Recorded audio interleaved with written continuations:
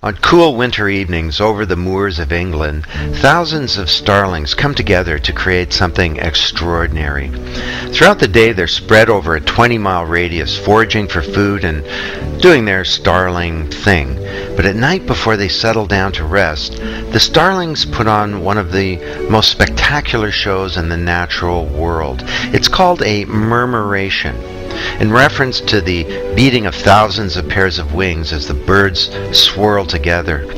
And this dazzling display is not just for show.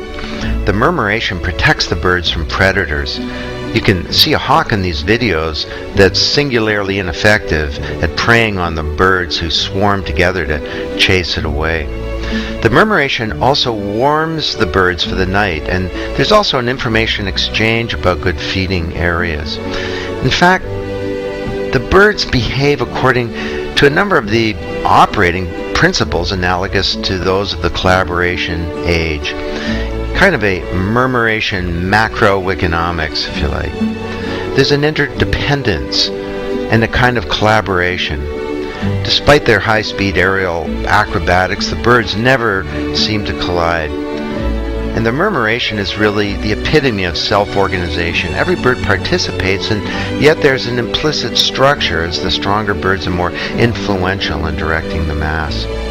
Leadership within the group seems to change constantly and dynamically as individual birds somehow manage to take up the mantle. Now, this is not a collective intelligence or collective consciousness, of course, because individual birds are not intelligent or conscious. But there does seem to be some kind of emergent shared brain of sort, a loosely conjoined network of relationships and impulses. Now, starlings are not intelligent, but humans are. Anthony Williams and I wondered, is it possible that as everyone connects through the global digital platform, could we begin to share not only information, but also the capacity to remember, to process information, and to even think? Is this just a fanciful analogy, or will we come to consider networking as the neural roots that connect human beings in a way that creates something fundamentally new?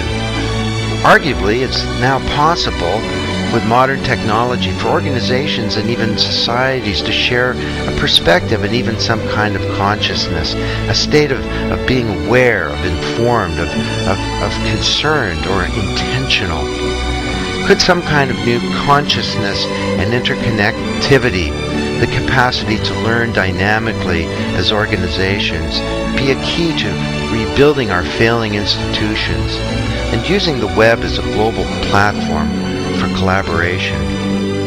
If networking can speed up the metabolism of our collaboration and a new kind of shared thinking and learning, could this be applied within and between organizations to innovate better, to create prosperity, and to advance society? Perhaps the murmuration shows us a missing link in creating learning organizations, that organizations like people that aren't conscious cannot learn. Wow. This is a time of great peril and danger, but it's a time of opportunity. And the murmuration gives me hope that through collaboration, perhaps this smaller world that our children inherit could be a better one.